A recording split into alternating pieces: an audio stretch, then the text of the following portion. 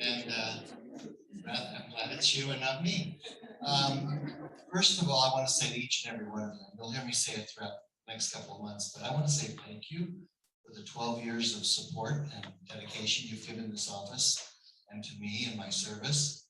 It's an honor to serve as county superintendent. If you didn't know, the county superintendent is a state office on the ballot, and it is also a constitutional officer of the state of California under the executive branch. So, and our function of the county superintendent is to primarily carry out the directives of the state with the local school districts, which are totally independent from the county office. So we are sort of an interim agency for the state of California. If you didn't know that, that's what you're all doing. So I thought I'd tell you. So anyway, on behalf of myself, the County Board of Education, I want to thank you for participating. We have two county board members here that I know of. Peter Costas, would you stand? Okay. And Lisa Whitkey-Schaffner, thank you very much for coming. The County Superintendent's Office, it has been a great joy. And I've told each of these candidates, it's the best job I've ever had in education. After 51 years, it's time to say goodbye. So today, who was State Superintendent of Public Instruction? Max Rafferty when I started. Wow. So that shows you how far back I go. Anyway, I want to thank you all again, and I'm not going to make the candidates nervous. I'm going to be sitting out there because I don't want them to say, where did they come up with that answer? But anyway, I want to turn it over to Tracy Smith, who is the superintendent of Rincon Valley, and she is going to act as our facilitator. Tracy.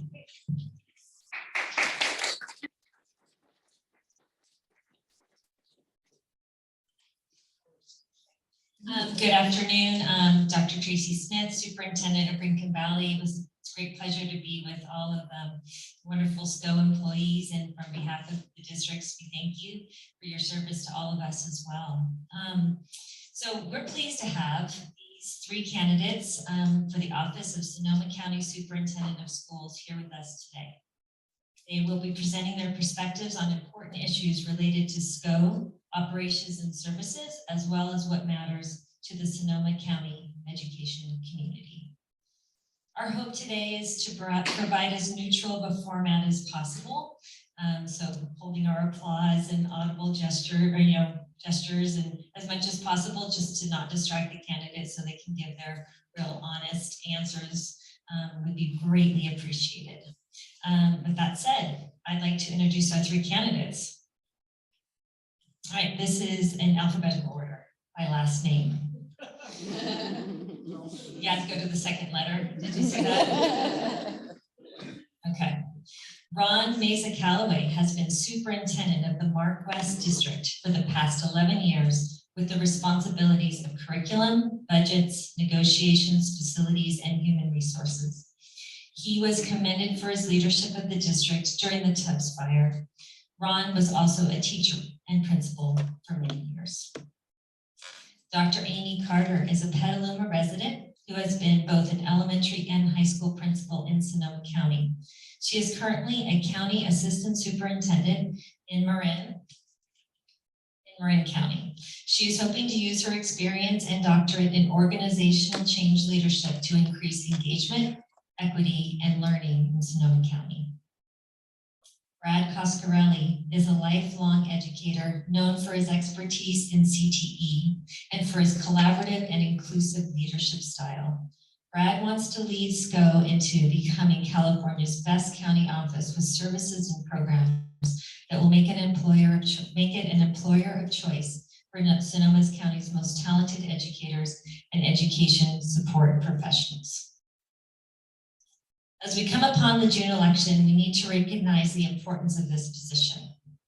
The county superintendent provides leadership, support, and state-designated fiscal and program oversight for the county's 40 school districts and their more than 68,000 students. This position also serves as the Chief Executive Officer of the Sonoma County Office of Education.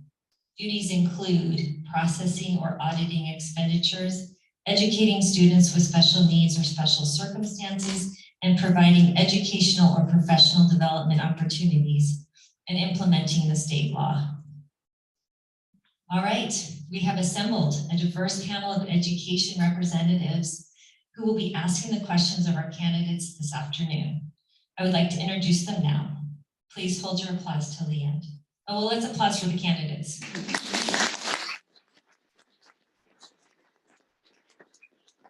All right, we have Michael Urich. He is the former Assistant Superintendent of Human Resources at SCO, now retired.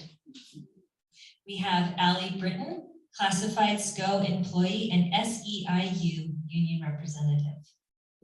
We have Kathy Gaskin, certificated SCO employee and ASCO union representative. Now we have 3 panelists representing school districts and the education community. We have Hector Rico, superintendent at Roseland School District. We have, you can raise your hand so they kind of we have Kai Heflin, he's our student board representative from Windsor School District. And we have Melanie Blake, school board representative from Sonoma Valley School District.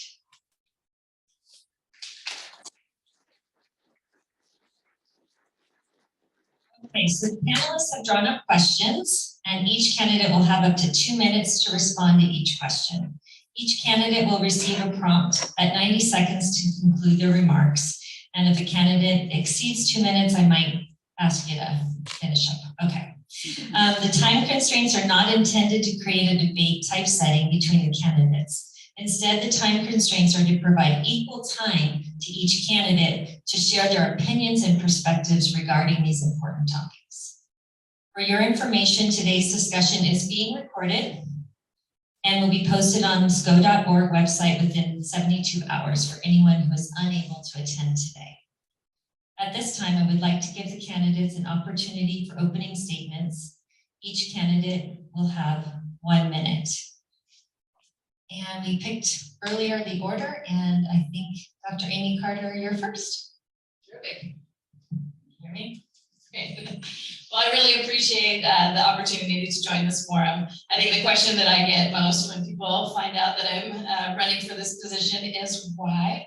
And for me, it's really simple. I think we have just gone through something incredible as a society, and the inequities that exist in the world around us are just laid bare. They're just really apparent to us. We saw students who did very well during the pandemic and learned a lot, and we can describe what those households look like. And then we saw a lot of kids who really, really struggled and looked to us for food and mental health and Wi-Fi. And so I feel like that exists for us, and that's an opportunity. At the same time, we saw the educational system get incredibly creative, right? We saw some of the wildest things happening while we strove to work with our kids and the most incredible obstacles. And so I feel like there's a lot of innovation. We really question some things about our structure and the way we do work. So those are the 2 opportunities that I see. And I feel uniquely prepared because of my experience as a teacher, an elementary principal, high school principal, and now my years of county office work.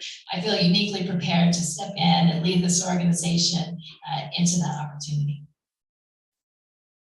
And Brad Coscarelli. Thank you. Well, first, thank you all for being here. It is wonderful to look out into the crowd and see all of your faces. So I am Brad Coscarelli. I'm running for county superintendent. I am excited to be here. I have to thank Dr. Harrington for hosting this forum. 1 minute is not quite enough to go into detail, but throughout the forum today, you'll hear me talking about my 3 priorities, and those are putting students, all students first. Second, fiscal management and consolidation, and you can't talk about that without putting students first. And then the third and final is getting the very best school employees into Sonoma County. And how do we do that for our students and for our families? Thank you. And Ron Calloway. Thank you. My name is Meza Calloway. I am the superintendent of the Mark West School District. I've been the superintendent for the past 11 years. I have only one mindset: to make a difference in every child's life. That began as a teacher in Lincoln Valley, where I taught, then as a principal, and now as a superintendent. There's no greater mission in our world than making a difference in every child's life, no matter their background, no matter where they come from. It's making that difference. I have 3 priorities. Number 1, social and emotional health of our children. Number 2, literacy in our community. And number 3, to look at our 7 through 12 program to engage all students. Thank you. Okay, we're going to start with our first question, and Michael, you're going to go first, and you're going to start with Brad. Thank you. Based on a recent Youth Truth survey, we're seeing a trend of students feeling unprepared for their futures. Some of the findings report that students feeling declining engagement, students reporting not feeling prepared, and educational programs having low relevance to their personal needs. As county superintendent, what would you do to address these trends? Yeah, thank you, Michael. Sorry, I'm just looking at the timer here. So excellent question. First and foremost, we all thought that this might be a much better school year for our students, and we have clearly found out that this is not an easy year. We thought that going back to in-person school would fix things, and clearly we have seen much more mental health issues. We have to put social, emotional, and academic learning at the forefront.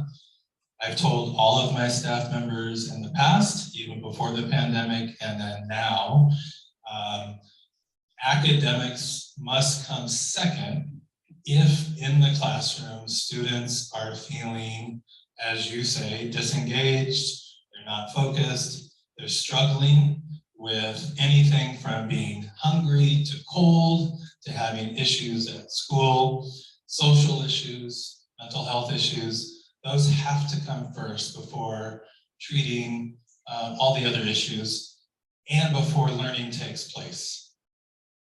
We need to use the Youth Truth data. Up to 44% of our high school students in the Youth Truth data have said that they have been depressed and have had anxiety over the last little time. Sorry, I heard the dinger. Over the last few months to 2 years because of the pandemic. And that is a huge number for our high school students. It has to come down to social, emotional, and academic learning for all students. Thank you.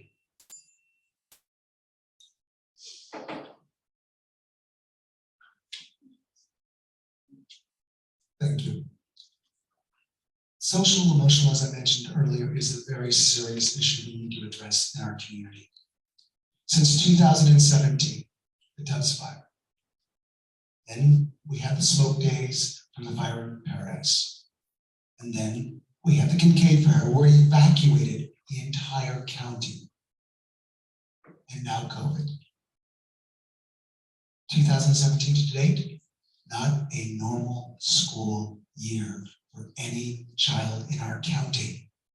We know through the Youth Truth survey that our children are not feeling safe emotionally. We must put that as our #1 priority.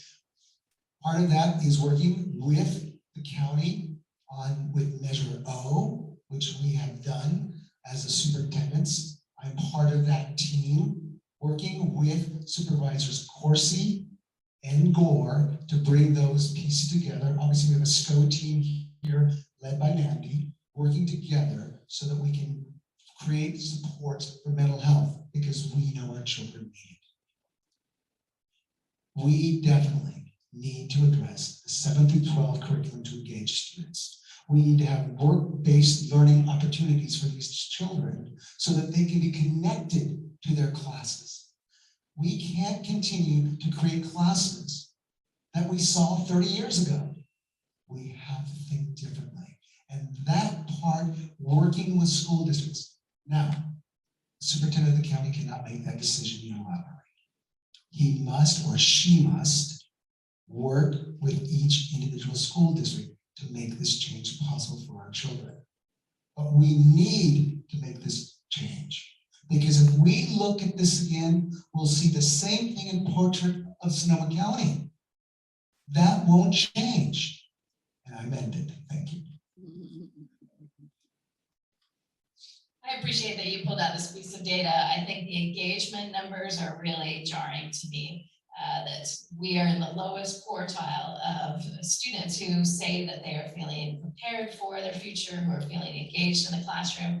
And this is a call to action for all of us. I think the Sonoma County office really leads the way when it comes to innovation, creative design, career technical education opportunities. We've got to spark the imagination of students. We've got to engage with them. We've got to make sure that every day when they wake up, there's one class in their day that they just absolutely can't wait for. So I think this is an opportunity to really partner with business. As a high school principal, I always saw that senior year as such a frustration because our high school seniors just have to take English and econ and they're done, right? But what a great opportunity to get them enrolled in college, get them enrolled in internship opportunities. Right now in this nation, we have 1 in 6 young men ages 18 to 24 that is neither employed nor in college. And I think that's a failing on us, on our system, our failure to help create a vision for that child about the future that they can have, our inability to hardport that child right into the employment opportunity, right into the campus opportunity. I think we've got to disrupt our curriculum, which is another place that I know SCO excels. This has got to be something countywide that we're thinking differently about students and stepping away from the rote delivery models that we know just aren't inspiring. And we're looking for hands-on learning, big picture schools, the innovative learning lab, the robotics program we've got, right? Like, let's continue to push in those realms that we have a mandate from our students in this regard. And then lastly, I think we've got to ask the students themselves. They're our client. They're going to have an opinion about how we do business, and they're going to help us know where we need to improve.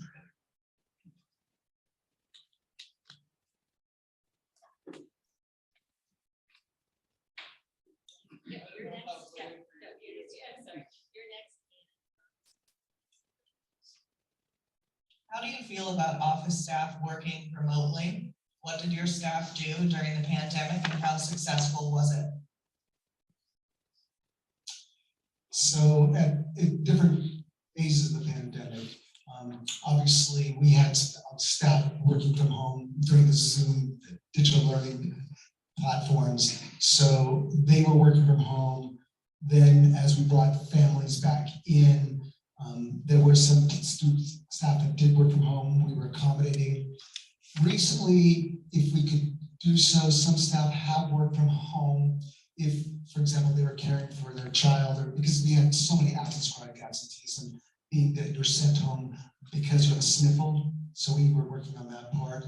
But for the most part now, everybody's back on campus because that's where the children are. And we have to be making sure we make a position to help support every child on every campus. That's our job, both classified and certificated and administration, to make supports for every child on campus.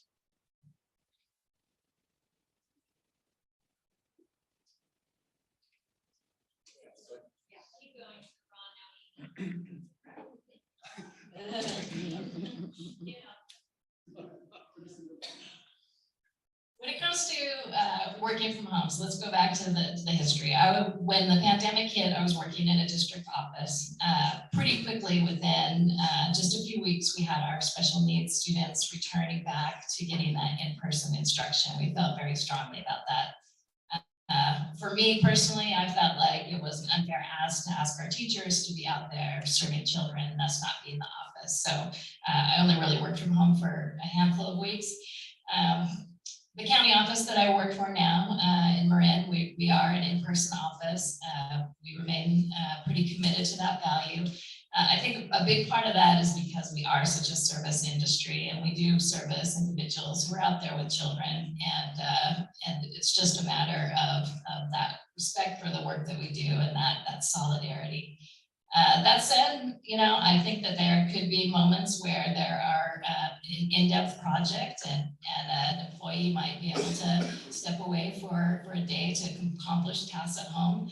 My children are all individuals who work for corporations that have that work from home option. So I could see space for that in a very limited way.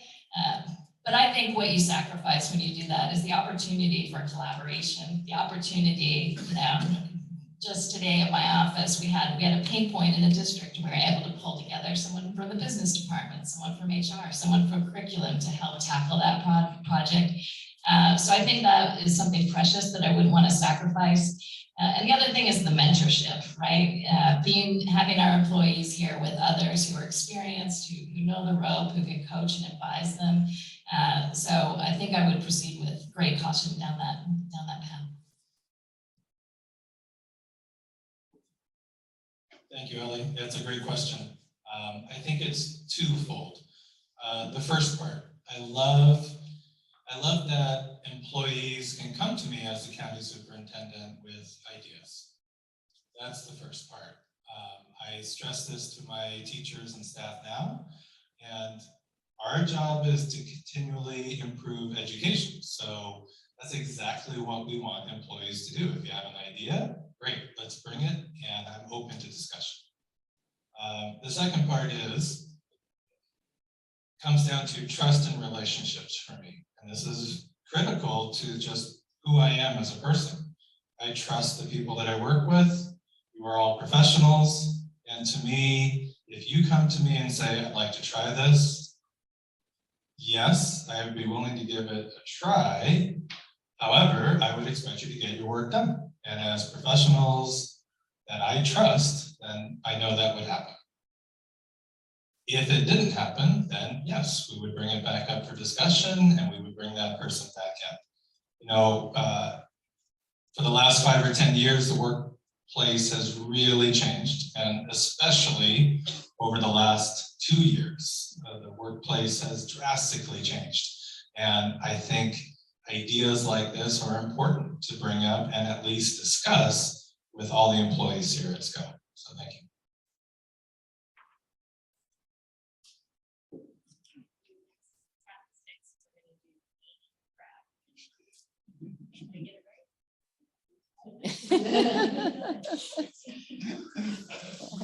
Thank you.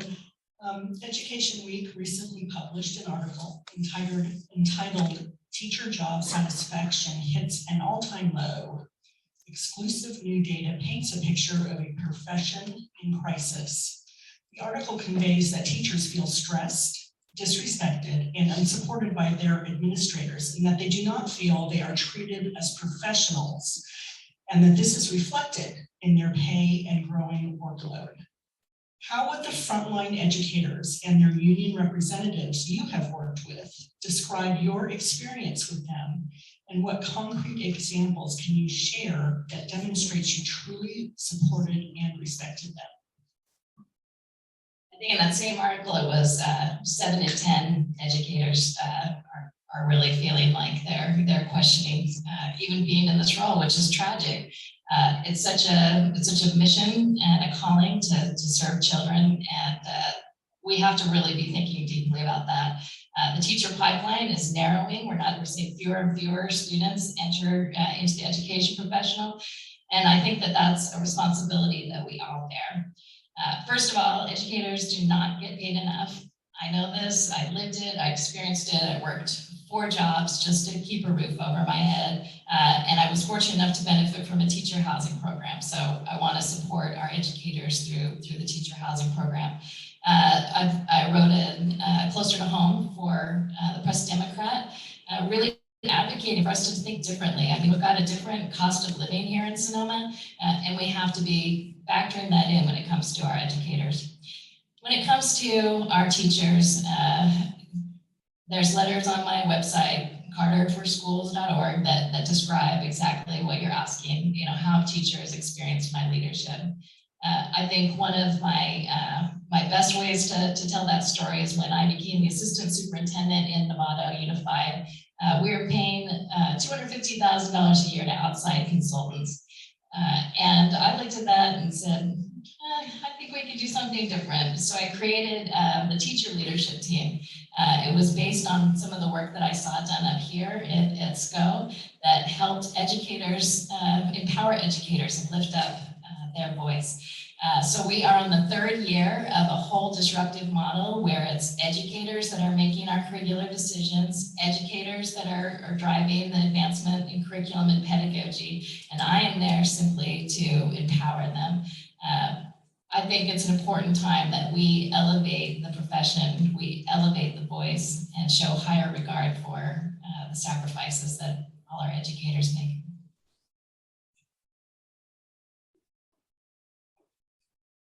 Well, thank you, Kathy, for asking the question. Unfortunately, it's true, and we've seen this firsthand, and we've seen good teachers retiring during the pandemic, and we've seen people leaving the profession. And it goes right back to what I said at the beginning in my introduction. One of my 3 main points of my campaign as county superintendent would be to attract and retain not just teachers, but school employees, all school employees. So you have to understand, and I think all of you do, since you're mostly employees here at SCO, there are a lot of times when people do not feel supported. There are a lot of times when they are not treated professionally, and that includes wages and benefits. We have to offer competitive wages for all school employees to want to work here in Sonoma County. It is not cheap to live in Sonoma County. If we're going to pull people into Sonoma County to teach or to work in our schools, we have to offer them fair and competitive wages. With that, it's not just teachers. I always bring up school employees because we have many school employees that, as you know, keep our schools running, and yet they are paid at this point minimum wage, $15 an hour.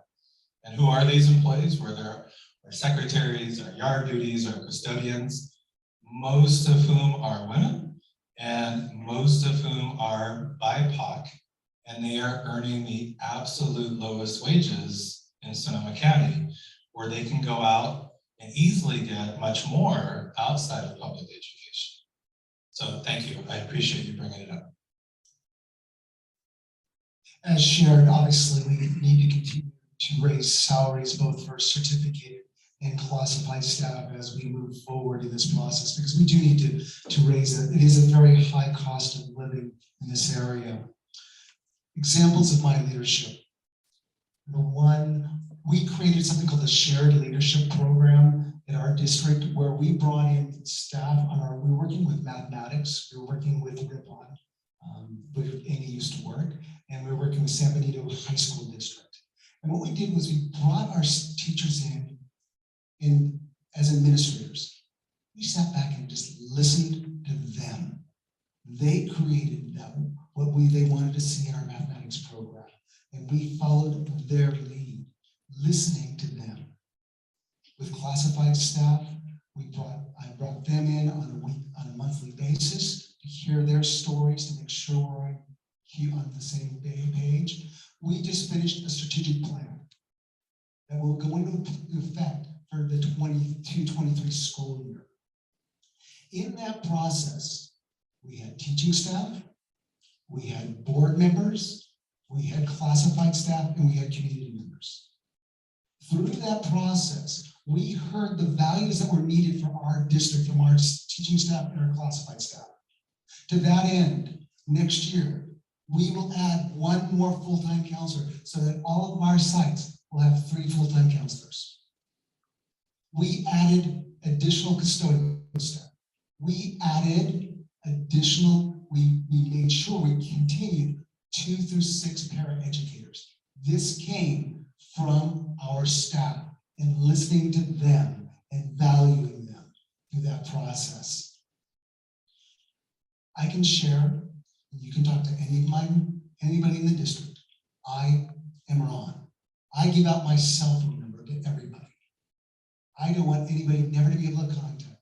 My cell number is 707-495-3549. I mean that from my heart.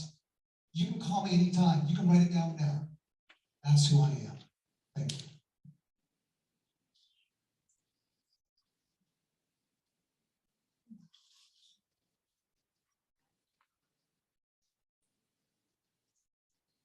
What are some ways you will directly, proactively, and authentically address needs around diversity, equity, and inclusion, and moreover, support and foster diversity, equity, and inclusion?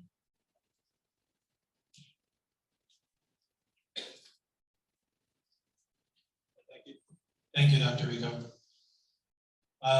First, in Sonoma County, we have major inequities, and I am here to acknowledge those. That is the very first step. There are people that don't think we have this issue, and I'm here to tell you we have issues. And we need to make drastic changes throughout Sonoma County, not just in public education. We can't keep the status quo. The status quo has to change.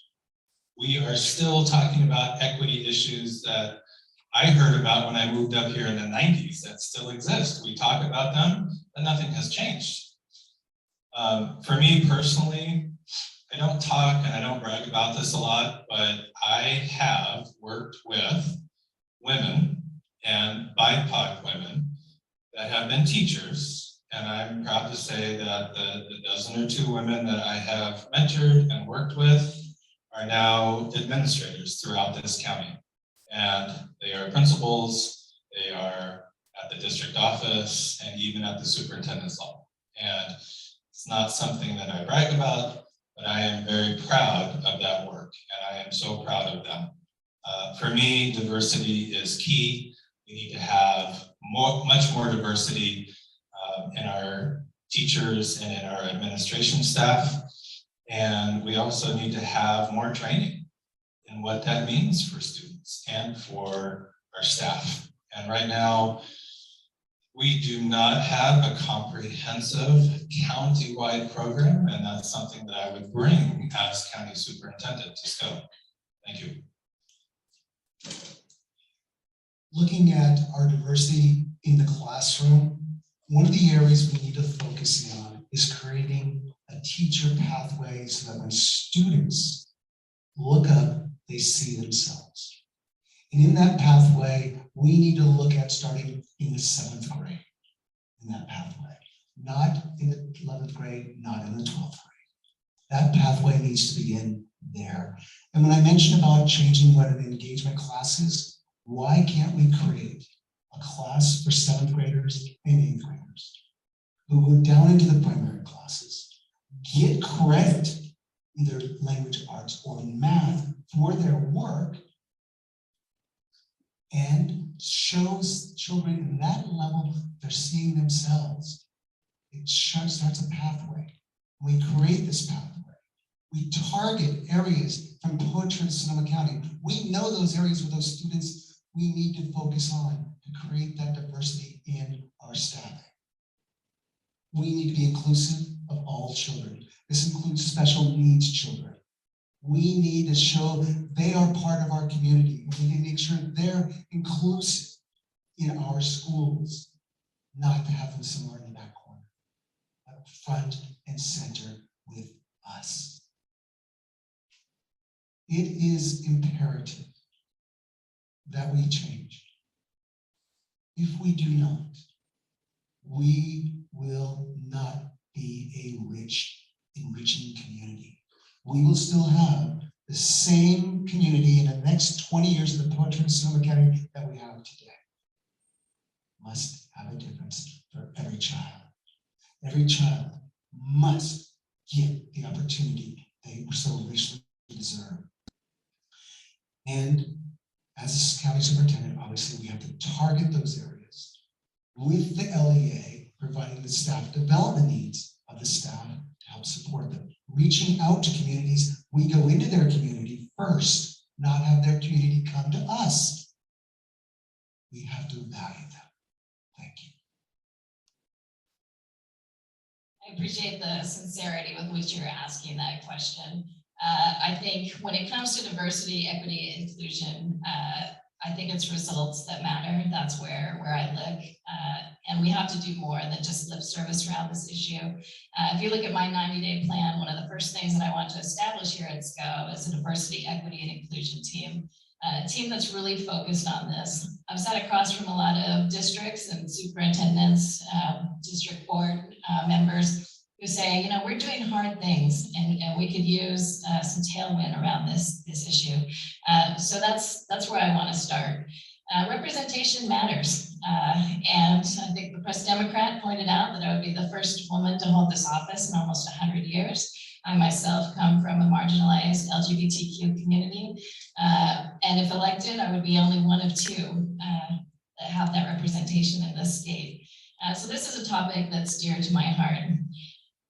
In the county that I work in, I've started something called the CTE pathway for young educators. We start by talking to students about ethnic studies and about the inequities that they see in the world. And like that passion, we take that passion and now we're connecting that to being an educator and to recruiting from our most diverse high schools. We've got to start right here in our own backyard. We're able to offer those students this summer. They're going to be in classrooms. They're going to be para-educators making $28 an hour. So if anyone else is interested, kind.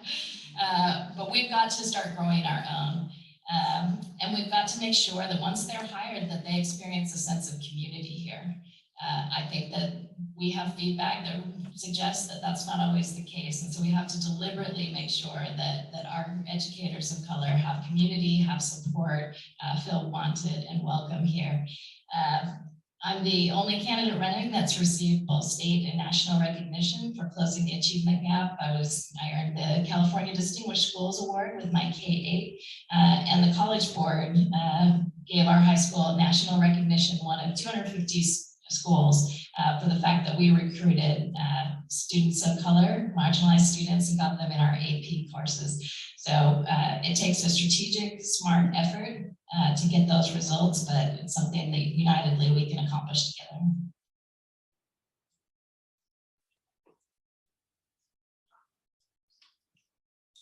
With the stress of COVID-19, violence, fights, and drugs in schools across the nation, it appears the mental health needs of students are surging. How will you ensure these needs are being provided for each student? As I shared earlier, one of our first steps is going to be working with Measure O, which is a countywide, was passed by the county, and it has educate schools in that measure. So we'll be working with Supervisors Corsi and Gore, who are the leaders of that program right now. We're working with our superintendent community on part of that team. We're working with this part of the SCO team on that and meeting with the county team in the process. So we'll be working on that, but we'll have to add more. We're going to have to work with nonprofits, other nonprofits in our area. As you know, there's another Measure O. So I'm going to confuse you a little bit. There's a Santa Rosa Measure O too. And we need to work with that Measure O as well, because that's helping support a pipeline to help support students with their social, emotional, and mental health needs in that arena as well. It's combining resources together, bringing people together. That's going to be the piece of the Sonoma County Office of Education, is bringing all the pieces together so that we're hearing the same thing and we're attacking a very serious problem together. As I mentioned earlier, my district, we're adding counseling support. We obviously see it as a need. It needs to be pushed out to all districts to look at their budgets and look at that placement. That may be possible, but we need to look for all the supports we can give our children. Because if we don't give them those supports, we'll see things that you mentioned, like youth truth surveys, that we know we need to do. Every day, I'm on campus with kids. I see their faces and I interact with them. Today, I was doing dodgeball. I was at lunchtime because I created a league because I knew that there was something missing on a campus that we needed to do. Just that moment of hearing smiling and laughing is just 1 second that we need to have for all students. Thank you for this question. just this week, the New York Times has come out with an article that is talking about the mental health crisis of our students. Too many of our students are doing the unthinkable and committing suicide. As a high school principal that has had to say goodbye to children that I loved who made that terrible choice, this is a crusade for me. It's a commitment for me. And I think it's an area that we all have to be paying attention to. We're beyond the conversation of does mental health belong on campuses. We're beyond that. We're in an urgent crisis and we have to take action. Some of my work has included establishing wellness centers at high schools. I think all our high schools and our middle schools need hubs where students who are having a challenging time can find resources, can find support, can find the opportunity to develop mindfulness strategies. So I think we've just got to invest. One of the exciting things about the opportunity of getting this office is that the Sonoma County office is really leading the state. It's built out the behavioral health team and it only continues to grow. It's putting its values and its actions exactly where it needs to. So I'm excited about that. I think we've got to continue to look at funding models to make sure that we have revenue that supports this. There's a lot of great work and legislatures are trying to open up school districts so that we can bill Medicaid and Medicare for the service that we're offering and even private insurance. And those are things that we'll figure out along the way and that we should do as an entire county.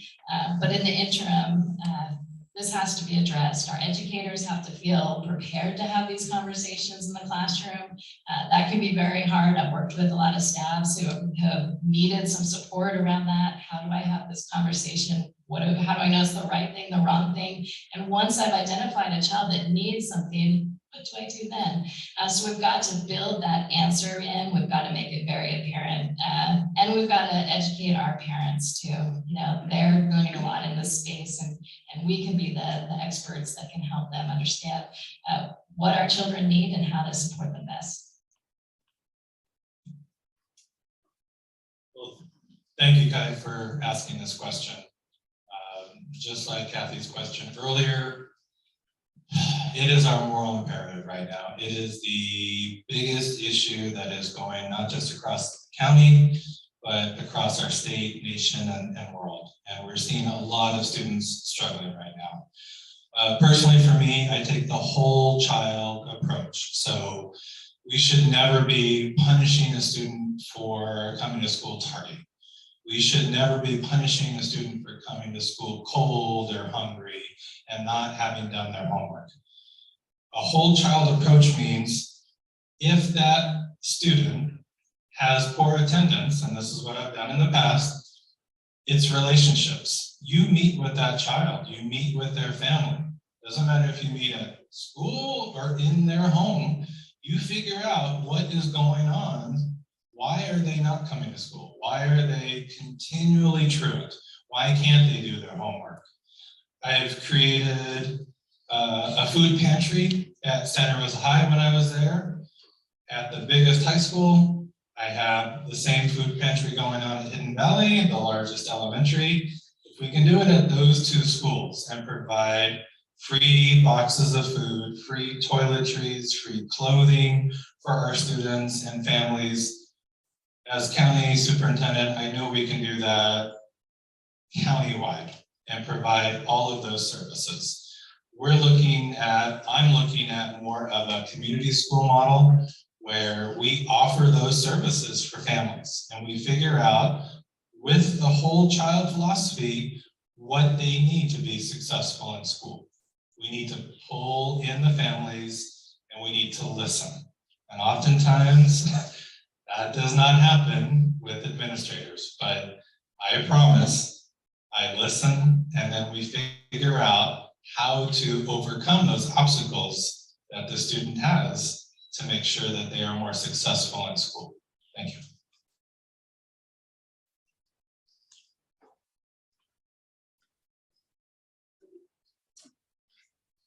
Thank you. So next question, what education and experience do you have to provide financial expertise and oversight to guide school leaders in creating district budgets that meet the district's financial obligations.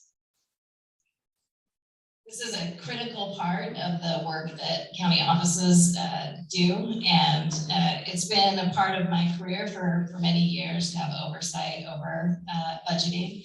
I worked as the head of staff for the California Collaborative of Educational Excellence, which meant that I was responsible for all things HR, all things budget, and I had to give my report on the budget to the California Department of Education.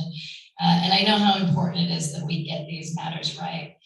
Currently, I read every district in the Marin County's LCAP, and I sit down across from my business partners, and together we think through their proposals and talk through their plans and discuss the fiscal reality of what they're putting forward.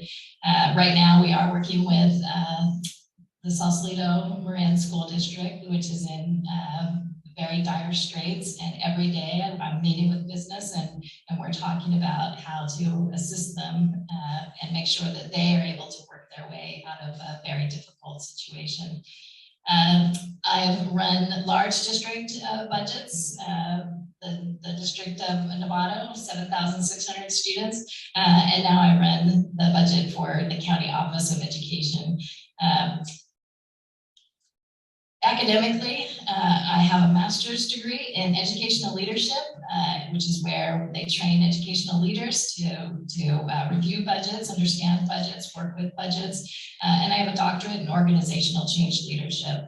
And a big part of that is really making sure that the plans you're putting in place are ones that can be materialized, that are supported, and that you've really thought through the resources that you'll need to be successful.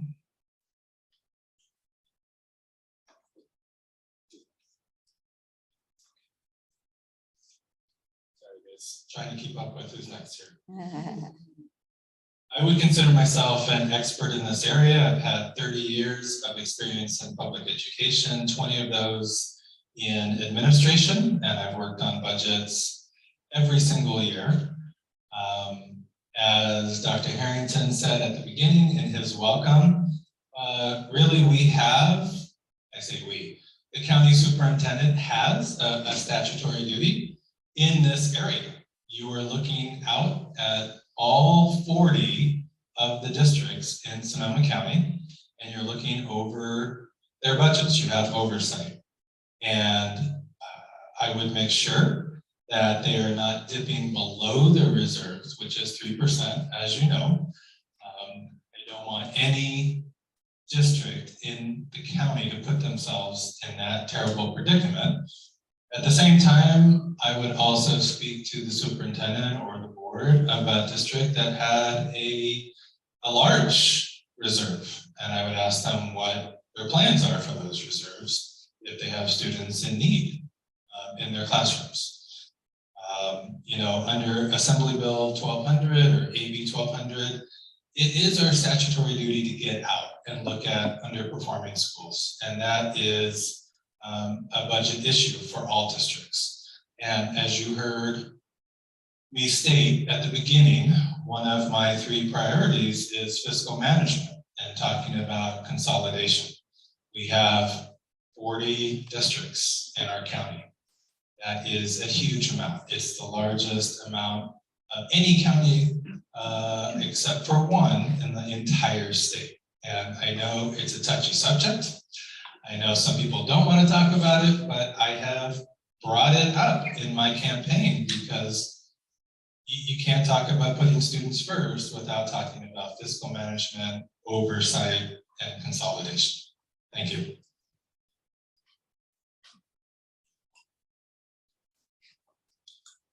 In regards to financial expertise, I've been the superintendent for 11 years. I have brought forward 11 years of positive budgets. I know the ins and outs of the funds. Fund 01, that's your general fund. Fund 09, your charter school fund. Fund 17, your reserves. Fund 20, OPEB, other post-employment benefits. I know it inside, outside, through the door. I have been the assistant superintendent of Santa Rosa City Schools, where I was overseeing the human resources, which is 85% of the budget, which meant I had to bring all budgets forward from the largest school district in Sonoma County. Each school district has a different funding model in Sonoma County. There is basic aid, which is sometimes called community funded, which means those districts do not receive any revenue from the state. They receive funding from their local property taxes. They are completely separate on how they're funded. They look at what is the property taxes. One of the problems right now for one of our districts is that the Kincaid fire happened, and they are now not receiving their tax funds because the tax collector is in arrears on collecting the Kincaid fire because the property taxes have gone up. They haven't been able to collect the funding yet to reimburse the school district. Obviously, we have basic aid supplemental. That is what Mark West is, Rankin Valley, Pine Roll Event. That's based on charter schools. That means that we get additional funds because we have out-of-district students. 55% of the students are outside of the Mark West district. I'm not going to get to LCFF, am I?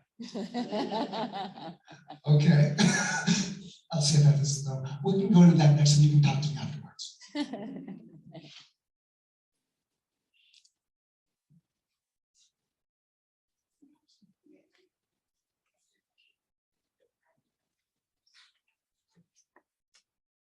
So let's dig a little deeper on that subject. In 2013, when California System of Support modified the role of county offices, it did so in terms of accountability, both academically and fiscally. So how do you see that change affecting the work of those of us at the County Office of Education, particularly on the accountability of both of those areas? Thank you. I think I understand the question. So as county superintendent, my goal is to make our schools the very best. And it does come down to accountability, like you're mentioning. We have accountability going on with state testing currently in our classes as we speak. We also have accountability through our budgets. When we look at our local control accountability plans, what's wonderful about them is that they are local control. So we have parents, we have students. We should have teachers, school employees, everybody giving input, our ELAC parents, our ELAC groups. Everybody should be giving input to those plans. And those plans should then, or those recommendations should then dictate the plans that we create using those funds from the state. My job as county superintendent, for me, is very clear. It's going to the districts in our county to make sure that they are taking the recommendations from their school community to heart and to put those into effective plans for their schools and their school community, for their students and parents and families. But my other job is to go to the state and to the federal levels and to fight for funding. Because right now, I think we all know California is the richest state. And Sonoma County is a rich county. And yet our students in California are 36th out of 50 in per pupil funding. Special education, we need to fight for full funding for our special education students and families. So I would have both in-person direct contact with all of our districts in county, but I would also fight at the state and federal levels. Thank you. LCAP, I think we're in our 4th iteration now. Wonderful. Gone through the process every couple of years. We reinvent the document. The hard part about first the document and then we'll get into the actual accountability is that it's very hard for people, for our public to read. Because once you add those budget codes on the back side, it becomes a 100-page document. It's not user-friendly, except for the people in this room who work on it on the back side. You know it inside and outside. But the general public does not see the LCAP the same way. And that is, I know we have the parent piece now, which is a lot more streamlined, which is better. One of the areas of the accountability, obviously, is that there are certain, as we know, the dashboard gives us areas that we need to work on as a district. I think that one of the areas that SCO can work on in a different manner is beginning the conversation about accountability earlier on with districts and how districts can be supported in the process. It's really difficult when all of a sudden, I'm going to set from the superintendent's point of view, we're in the middle of it, and we're told, oh, you got to change with this accountability, which is great, we need to do that, but we need some upfront time, we need to work together. So hopefully that process will be improved as we move forward. And maybe it's because of the workload on both sides, but that process of communication has to be worked on. Also, as we move forward, we definitely need to look at the targets and see what's going on. We need to progress monitor ourselves, see how we're growing, moving forward so that we're making those stair-step improvements. Because I know for a fact that we are still, my district is still lacking in chronic absenteeism. We're still behind, and we need to address it. And it's one of those areas that we were notified by the county, and we're going to continue to do so, but it's a process. I think this is one of the most exciting changes to hit California schools ever. I love that the county office has the opportunity to come into struggling systems and offer a new, fresh set of eyes. I had the opportunity in Nevada, we were in differentiated systems. And so I felt the experience of having a county office team show up at your district and kind of nudge you through that work. And it can be uncomfortable, but you're not even going to get out of the gate unless you bring relationships, trust, and credibility to the district. This is the work that I do every day in my county office work. I lead the differentiated systems team. We come into struggling systems. We help them look at their data. We make their pain point transparent and then facilitate the conversation. I think I'm known for saying hard things. I like to take the air out of the room and just confront things head on. I think that's the healthiest way forward. And so when we're working with districts, we get right to it and have an honest conversation.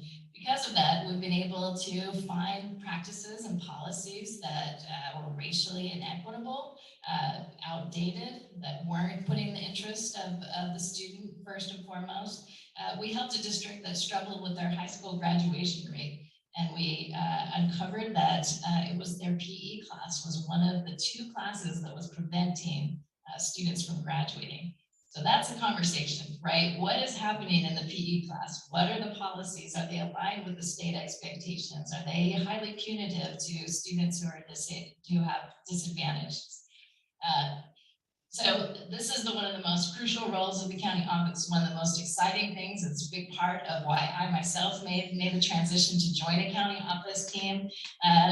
My background in organizational change leadership is where I really get the opportunity to shine here and help systems think through their challenges, create a realistic plan that they have buy-in, and work their way out of those pain points.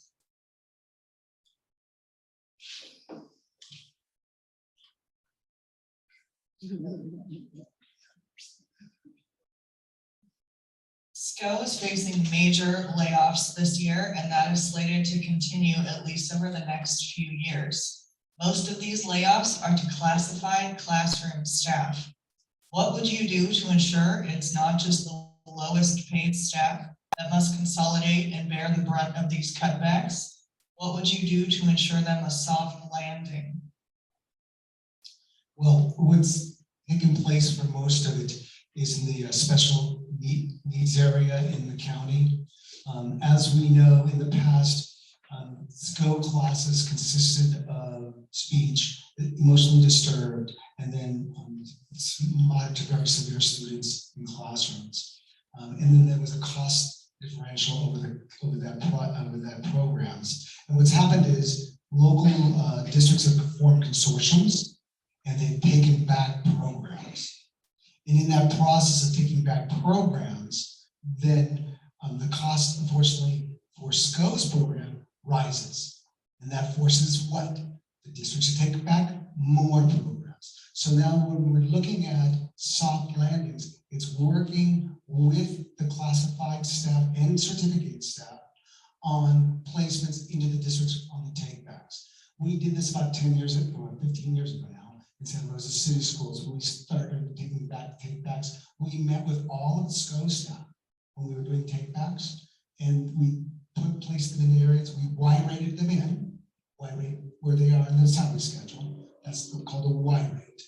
Put them into that plus for a soft landing. So that's kind of the process that's going to take place. I'm going to share that if the cost, so to give you an example, the cost of the SCO program for a student is going to go from $65,000 for a district to $85,000 next year per classroom, per student.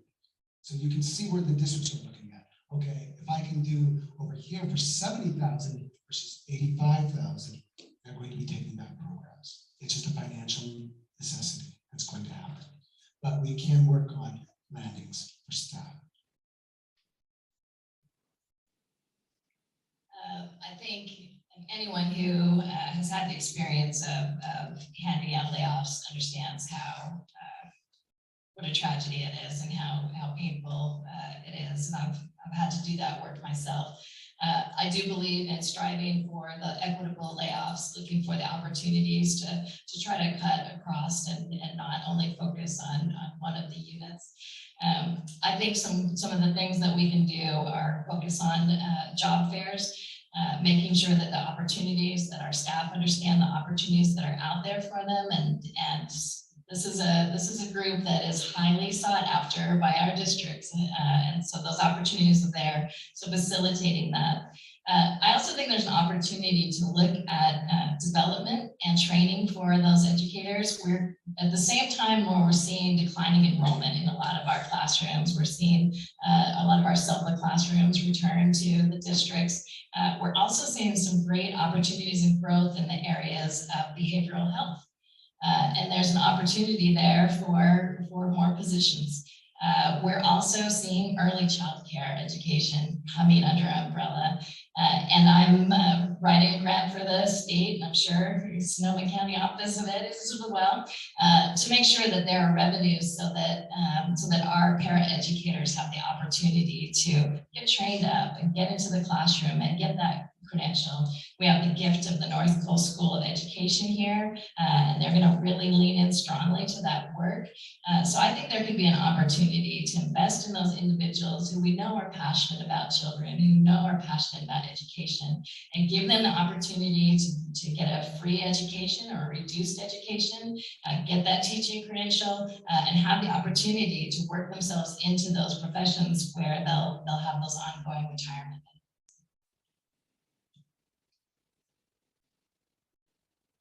This is never an easy question because I take this to heart, and we're not just talking about numbers, it's an actual person. It's a human being, and it's not just them, it's their family. And so first and foremost, as county superintendent, if we did have to make these difficult decisions, I would always try to keep the humanity in place for all employees, with communication and with respect. If we had to cut, as I've had to in the past, the philosophy has always been that we try to cut as far from the classroom as possible so that it doesn't disrupt the students, or at least minimally.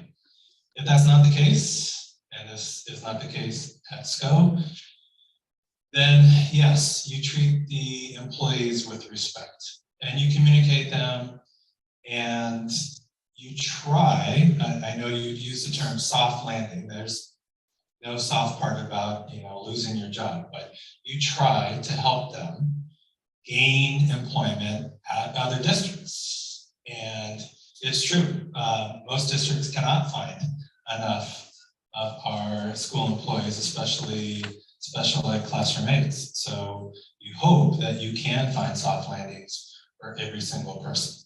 But to me, it really comes down to the human nature of it and respect and communication. Thank you.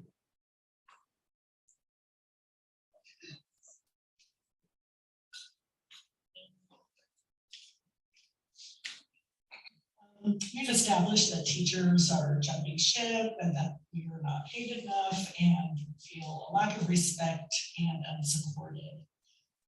As of April 19th, there were 491 certificated teaching position vacancies in Sonoma County posted on EdJoin. Given the state of affairs, why should educators support you to serve as our county's lead educational officer for the next 4 years? And what actions, aside from increased wages, will you take as county superintendent to attract and retain qualified educators to serve Sonoma County students? Yeah, all those openings are sure heartbreaking, aren't they? Just with a group that was really asking questions about what's the plan here. And I worry a lot about it. I think we need to get really creative. We need to use our partnerships. Sonoma State is working on a residency program. North Coast School of Education has money set aside for scholarships. We've got to focus on building that pipeline. At the same time, I think that we have to focus on elevating the status of our educators. We've been through a tough time. We've seen Facebook and conflict and board meetings, and we've seen a lot that just hasn't reflected the best of society.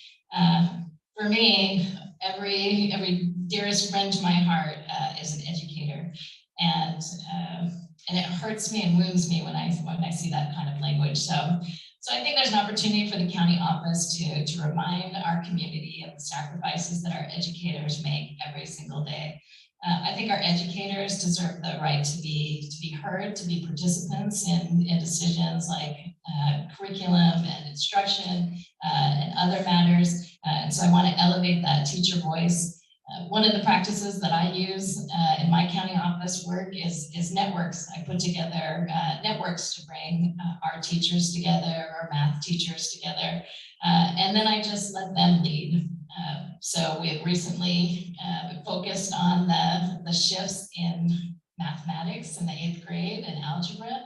And instead of coming to educators saying, we've got to do something to desegregate these pathways, we brought educators together and said, what do you want to do? And I really think that that's the way to accomplish great things. Any accomplishment that I have had in my life has always come from an educator coming to them with the problem. They have the solution, and it matters for the quality of life and the experience of the profession.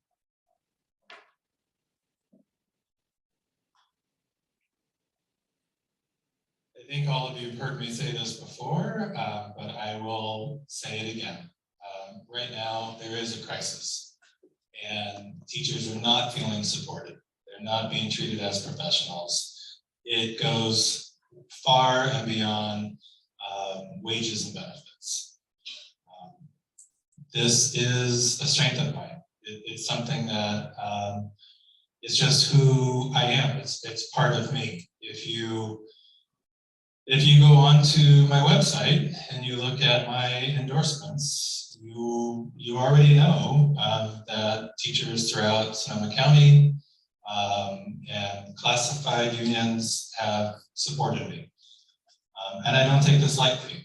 Maybe the understatement of the year is that there are times when administrators and teachers will butt heads. They won't see eye to eye. And so to have these endorsements, I take them very seriously. I'm humbled. I know it's a lot of faith that they are putting in me, and I take that responsibility very seriously. I've always treated staff, students, school community, everybody with respect. And I never think of the areas that I've worked in as schools with teachers and colleagues, to me, it's always been a family. I created that atmosphere, that culture at Santa Rosa High, and we have it now at Hidden Valley. Whenever we have a new employee, it's welcome to the family. It's never welcome to Hidden Valley as a teacher or as a head custodian. It's always welcome to the family. And to me, that is critical in not only attracting, but then retaining teachers and school employees in Sonoma County. Thank you. Obviously, looking at the 491 Sonoma County joined, we have to look at how we streamline credentialing is one of the areas. We need to think outside the box on how we can work with North Coast School of Education and other entities to create ways for people to get a credential, especially in math and science, which is one of our more difficult areas to find credentialing. So through that process of working in different ways is going to be very critical going forward for the next 5 to 10 years.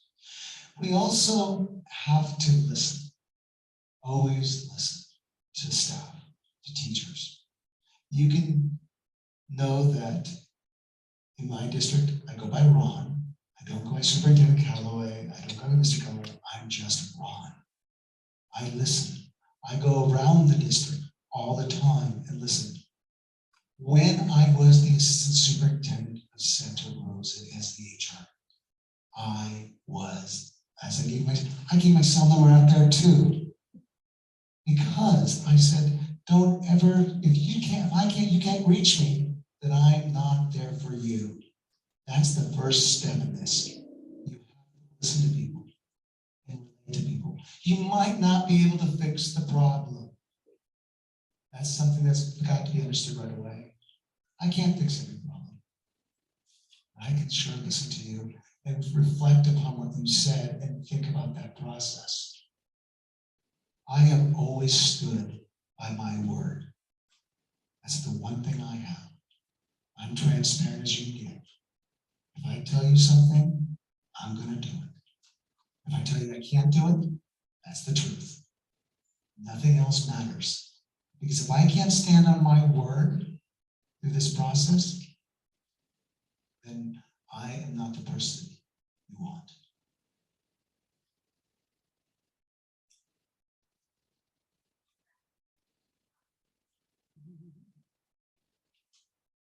This is really a two-part question. I am one of 38 superintendents overseeing 40 local educational agencies in the county. How will you work with and support all 38 superintendents and 40 local educational agencies, big or small or in between? And in particular, ensure that our female superintendents have an equal voice countywide at the proverbial table.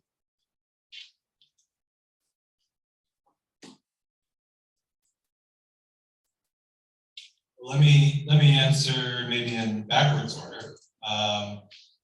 Even though nationwide the numbers are horrible, in Sonoma County, actually we have a little bit of good news here. It's changing as we speak, and it will change over the next few months. But right now we have around 3/4 of our superintendents as female. So that's a good number, a proud number for us. For me, you've already heard me say, I am truly, for me, everything is about relationships. It's about trust. It's about building that respect. Not only would I meet with all of the superintendents on a monthly basis, like Dr. Harrington does, but they can always reach out to me for support, and I would always be there for them. I would work with them closely. I'd work with their teams. I'd work with their board members if they needed. For me, it's always about what's doing best for our students. For me, there's no power game. There's no issues. I try to stay very humble in who I am, and I believe in visibility. want to be visible to our school communities. So I love to get out and visit schools. I would love to visit a board meeting or an ELAC committee or a PTA meeting. I think that is one of the goals that our county superintendent should have, that I want to have. That's the fun part. I like to get out. I don't want to sit in my office all day. For me, the relationships are key. Thank you. Supporting the 38 superintendents and 40 LEAs. Obviously, I've been the co-chair of the Superintendent Leadership 40 this year, and I was the co-chair like 4 years ago. So in that process, obviously, we have a meeting once a month. We support each other. We have topics that come up from every superintendent that we can address. Additionally, we do just in my community, the 59er community, we have a weekly meeting with our team that includes obviously males and females in our group. We support each other with conversation about what's going on, how to address a certain situation forward. I'll give you an example of a different conversation. I was at a Redwood Empire Schools Insurance Group and I got a text. Ron, can you talk right now? I said, of course. So I stepped out of the meeting. It was a superintendent who was having a very difficult time with a collective bargaining question. She asked me specifically, what would you do?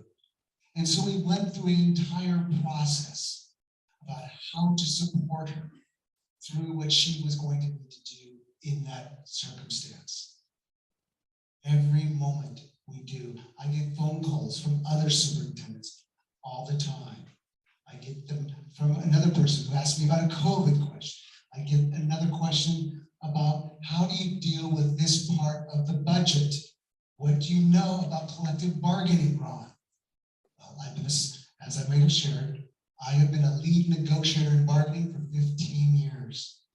So I share my expertise with my colleagues all the time. I've also have recruited Dr. Rachel Valenzuela to take my place. That was a 5-year recruitment. I brought her on, I've taught her, and this year she's taking on, and I'm training her to be the superintendent to replace me in the Marquest School District, because she's the most talented educator you can imagine. Thank you.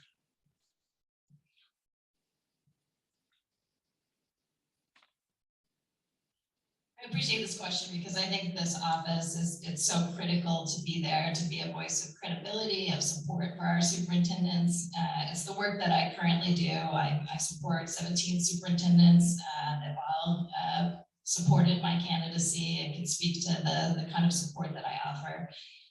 I think it's really almost an MTSS system. You help systems who are telling you they need more help, and then if they're telling you they don't need your help, you stand back and support, and you're there on speed dial for them. Part of my work is I'm very deliberate about making sure that the county office isn't the tail wagging the dog. So I take the LCAPs that each local district has created. I look at the initiatives that they are pursuing, and then I create my professional development plan and my support plan based on the local control and the ideas that are out there that each of those districts are chasing. When it comes to the sexist issue, I think you know that this is a topic of conversation for our superintendents, and that it's a discussion that's ongoing. I think it's important to ensure that we have equity of voice, and regardless of the specifics of each individual events, we've had 4 female superintendents who have left their positions or been let go from their positions just in this last 18-month period. And that's, it's a troublesome trend. We'd like to reverse that. A place where I think the county office can support is supporting the work of the boards. The school boards are out there really in the hot seat. They're having a difficult time competing with so many different pressures. And I think one of the best ways that the county office can support a superintendent is to step in and ask boards, how can we help you? Are there facilitations that you need? Do you need help with communications? Do you need help with resolving conflict? I think that's an area where we have unique expertise. And it's very difficult for a superintendent to sometimes manage up to those relationships. And so I really want to invest in that expertise. We have 26 school board members who have walked away from their post out of 200 here in Sonoma County. We've got to reverse that trend. We've got to make sure that those boards have the strength and the help to support our superintendents as they make very difficult choices.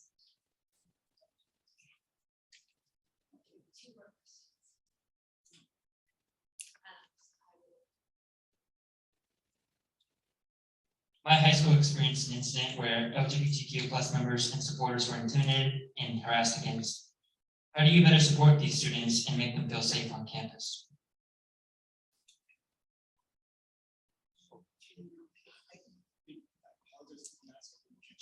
Sorry. My high school experienced an incident where LGBTQ plus members and supporters were intimidated and harassed against. How do you better support these students and make them feel safe on campus? Obviously, we need to address this from many different areas for their safety. We need, first of all, to provide the safe educational place for children with mental, social health. But we also need to provide an educational piece for all students so they can learn from one another, so we don't ostracize children and students, that they are part of one whole. Everybody has value, and we need to ensure that value. We need to educate those students who are on sadly harassing or making feel people who are not comfortable. We need to go through an educational process. This is part of, one of the things is we have to educate our staff and then educate our students through this process of how to support children. Because if we don't, then we're in the same situations we are currently in, where you're feeling your friends being intimidated, and that's not acceptable. And it's through an educational process that we need to address this. It's also necessary that we look at our classes and what our classes are standing for in the room. How are we educating students every day with language and conversation? We cannot, one of the things we see, unfortunately, in other areas is there's becoming a restriction on conversation. Books being put away. We need to bring those books in, making sure that everybody is part of that conversation. It is imperative that every child is welcome, and we provide every support necessary to make them feel so. Obviously, this question is dear to my heart. In my 90-day plan, I pull out a data point that I think is particularly alarming in the youth truth data, and that is that 66% of our students who identify as LGBTQ express that they have seriously considered taking their own life, whereas only 44% for our heterosexual students. Neither number is great, but I think that tells us that we have a group of students who need better support from us. I think it starts with visibility, with acknowledgement. One of the things that my own superintendent, who's a mentor to me, did last year was purchase the LGBTQ progressive flags. Called up the superintendent and said, "Hey, I'm going to fly the flag here. I'd love it if you did there." And the response was, "I don't think we can afford those." So found a funder, purchased them all, got them out there, and collectively made that expression. And I think that's important for our LGBTQ community students. They need to see themselves reflected in the curriculum. They need to see themselves reflected in the front of the classroom. They need to see that their voice is not one to be stifled, to be ashamed of. And we need to educate staff so that they understand how to have those conversations around transgender, gender fluid students. So they enter in those conversations comfortable. One of the things that I always emphasize with every staff that I've ever led is Seth's Law. And SES law says that if you're an educator and you see bullying take place of any child and you do not intervene, then you yourself are financially liable. I have no wiggle room on this issue. We have adults on campus. They need to speak up. They need to put an end to behaviors, microaggressions that happen immediately in front of them, and make sure that it is absolutely clear that there is no space for that kind of behavior. Around that, we've got to focus on education of our community, education of our school boards, education of our leaders, to make sure that everyone understands how important it is that all children feel safe on our campus. I very much appreciate you asking this question, Kai. And I'm sorry that you had an incident at your high school. As many of you know, I worked for 15 years at Santa Rosa High School, many of them as principal. And what you may not know is we were known as a safe school, a safe haven for students throughout the county. I would have parents and students come to me from all over the county and from Marin and above, north of us, past Cloverdale. I'd have them coming from Napa, and they would tell me the horror stories in my office, that they had been bullied, they had been beaten up because of who they were, and they did not feel welcome and safe at school. And they would ask for a transfer into Santa Rosa High, and we would be thrilled to have them. It was because we had that family inclusive culture that we had been able to create at Santa Rosa High. And I take a lot of pride in having that and being part of building that culture at Santa Rosa High. I've worked with many different community organizations over the years that have helped support our LGBTQ community. And even now at the elementary level, I am working with students at the elementary levels that are trying to figure out who they are. And it comes down to oftentimes a lot of education for our staff, for our school community, and for other students so that they understand and are inclusive themselves. So for me, critical to build a safe place, a safe culture for all students so that they feel welcome at school. Thank you.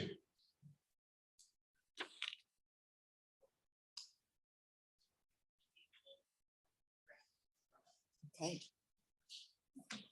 Thank you.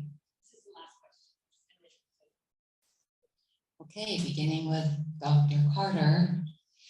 What do you see as your role and SCO's role in supporting school district board members and boards as a whole to be as effective as they can be?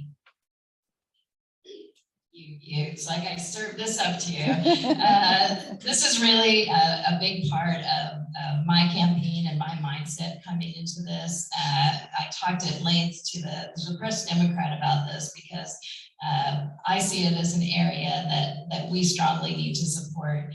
We need good individuals from our community to step into these roles, and we've all watched these meetings take place that have just unveiled some of the more negative side of humanity. And when I talk to board members, they're just stepping in because they're well-intentioned, they want to help, they love children, and they find themselves in situations that they are underprepared for. And so I really want to start from day one. We'll have a lot of board seat shifting here in Sonoma, and I want to start immediately with education, with support. And I'm talking more than just the trip to the California School Board Conference, right, where you just get overwhelmed by vendors. I think it's an opportunity for us to have a conversation around where are we with ethnic studies? What is critical race theory? What's happening with diversity, equity, inclusion? Part of my work in the county office was when ethnic studies came out, I saw a lot of boards sort of floundering. What do we do? What do we say? And I put together a communication package. It went out to all the superintendents, it went out to all the high schools, all the school board members, and it was just fact-based. So that you as a board member, if you were to receive an email, you could open up my drive, copy, paste, send, that had all the hyperlinks and the information. I think we've got to start collectively thinking about these pain points that every district is experiencing all across Sonoma County, and find ways to offer some aerial protection for our school boards, and making sure that they're highly informed on the issues. And when they flounder, when they struggle, that we're there to help them write a communication, to help them resolve a pain point, to help them with interpersonal challenges. I really feel like that is a core and essential thing that we have to focus on in order to have a strong future as a county. Thank you, Melanie, for bringing this up. Right now, we were asked earlier an equity issue about superintendents in Sonoma County, and I would go back to that same type of question and issue for our school boards throughout the county. Right now, they are fairly male-centered, which is an issue. And thankfully, most have now gone to a system that has changed in how they are voted in and the areas that they will come from in their school communities, which as an equity issue, I think has helped greatly. My job as a county superintendent is to support. I've made that really clear throughout my campaign. I appreciate everything that our board members are doing.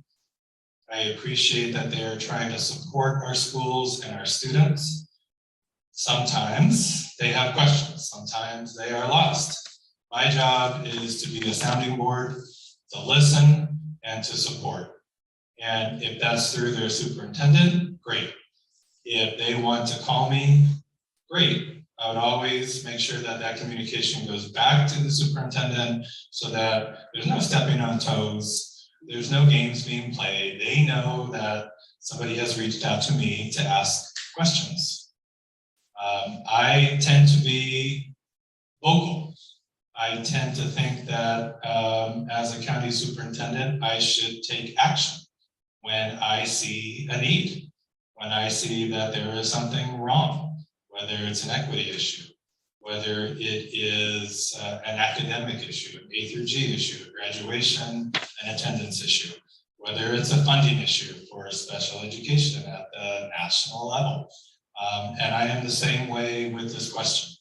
If they need my help, I would ask that they reach out to me, and I would also be there for them anytime they need it. Thank you.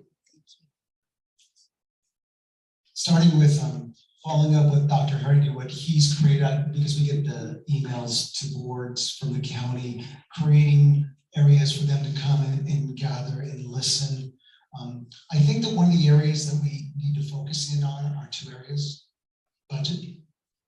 We need to really educate boards on budgets, on what those budgets mean going forward, because they have two responsibilities. They have policy and they have fiscal solvency for their communities.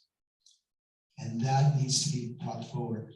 The other area that we need to have discussions on, and this is going to be ongoing, negotiations. We have been in the center of very difficult negotiations in this county.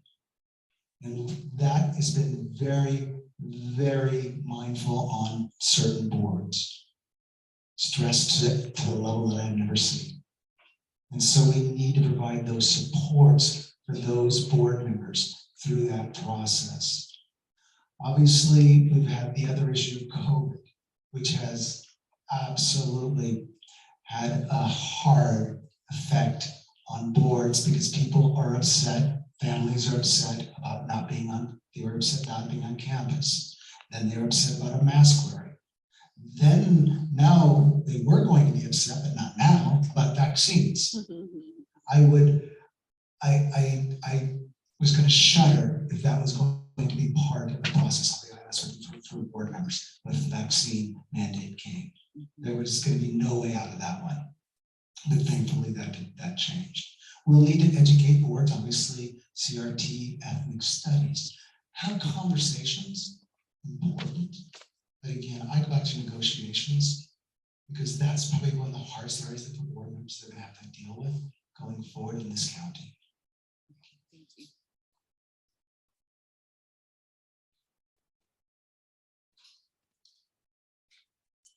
Thank you.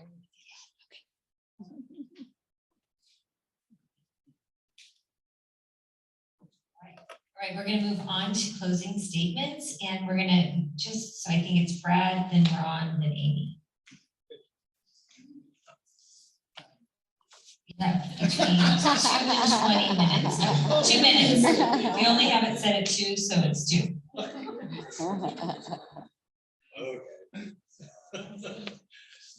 Vanessa is on that timer. Well, first off, I do want to thank everyone again for being here. It's truly important that you're all here, that you get to know me a little bit, although unfortunately it's all been one-sided and not a conversation. Here's what I would ask. You've heard me talk about equity, you've heard me talk about special education and budgets. You've heard me say we have to put students first in the classroom. And right now, that doesn't happen for all students, unfortunately. You've heard me talk about fiscal management and consolidation. And those are huge topics that the county superintendent should talk about and discuss countywide. You've heard me say attract and retain the very best school employees, not just teachers, but administrators, school employees, because our teachers, our students not only need it, but they deserve the very best. And you do that in many different ways, through competitive wages, through fair wages and benefits, but also not just bringing people into Sonoma County, but taking students that are in our schools now, and if they have interest in becoming an employee in schools, let's use that. We have an incredible junior college. We have an incredible Sonoma State, and we have a program right here at SCO where we can get them into. They already have deep roots here. They know the community. What better could we ask? What I ask of all of you is do your homework, please. I will give you homework today. Go onto my website, take a look at the endorsements. I think those speak for themselves. I hope that I have earned your vote and your endorsement in the June election. Thank you. My belief is that I have loved being an educator. And everything about what I do is for a child. It's from a teacher, as I mentioned, principal, superintendent. Every Tuesday and Thursday, I teach first grade reading. I go into the class, I work with students. There's a young man today, his name is Isaac. I was with him, and I look in Isaac's eyes, and I want him to have the best potential education possible for every child, for him. To dream what he wants to dream and become what he wants to become. He's on the trajectory. He's got his sight words down now. He's got his phonemic awareness down.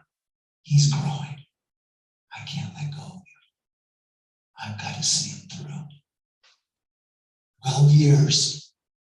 That's when he graduates. That's what I want to be here in 12 years. Because someone said in the paper that I was a one and done. That's not true. That's not where I put my stamp.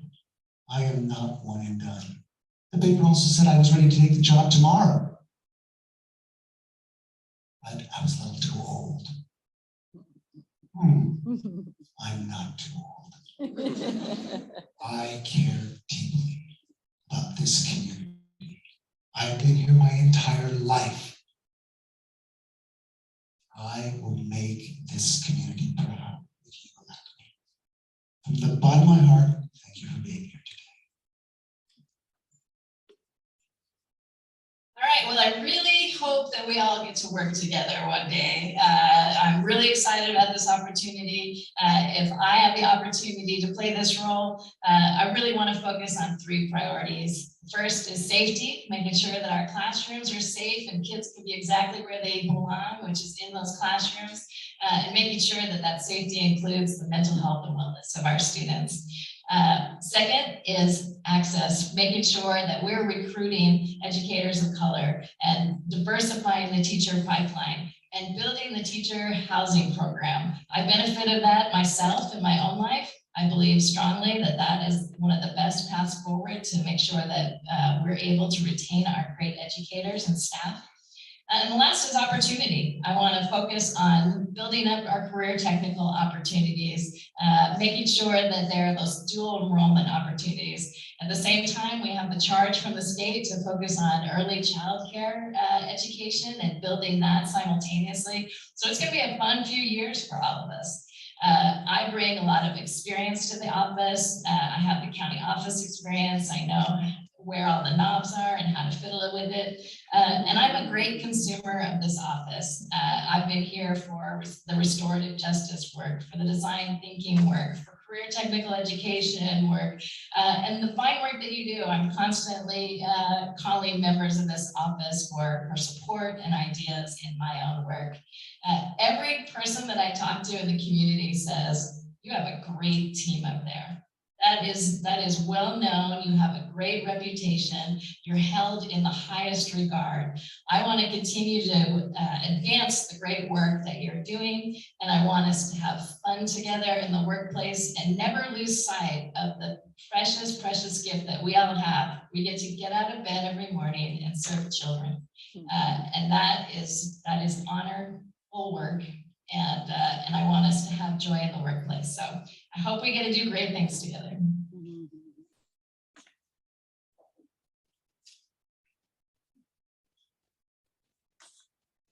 All right, it would be wonderful to give them a round of applause finally.